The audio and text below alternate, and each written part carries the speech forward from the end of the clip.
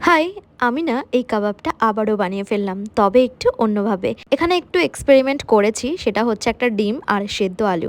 আর আগের দিনের যে মশলাগুলো অ্যাড করা ছিল সেগুলোই এক্সট্রা, বলতে একটা সেদ্ধ আলু, ডিম আর কিছু পেঁয়াজ কুচি।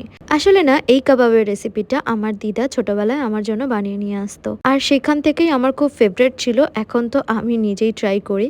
আর আজ আমার ফ্রেন্ডসদের সাথে দেখা হবে, তো তাদের জন্যই কিন্তু আমি বেসিক্যালি বানাচ্ছি। তো এটা আমি বিকালবেলায় তাদের জন্য নিয়ে গিয়েছিলাম চায়ের স্ন্যাক্স হিসাবে। আর দেখো আমি চলে এসেছি ভূতনাথ ধামে। আজ হচ্ছে শ্রাবণ মাসের লাস্ট সোমবার, আর আমি বিকেল বিকেলই চলে এসেছি। আর বিকেলে এসে এখানে দেখছি মেলা বসেছে, আর তারপরে ভূতনাথ ধামটা এত সুন্দর করে সাজানো হয়েছে। দেখো ভূতনাথ ধামের সামনে এত ক্রাউড যে একটু পা ফেলারও জায়গা নেই। তারপর আমি এখানে আশেপাশের মন্দিরগুলো দেখছিলাম ঘুরে। তবে আজ অন্য দিনের তুলনায় অনেক সুন্দর করে সাজানো হয়েছে মন্দিরগুলো। তবে এখন যে মন্দিরের সামনে দাঁড়িয়ে আছি এটা হচ্ছে মোটা শিব মন্দির।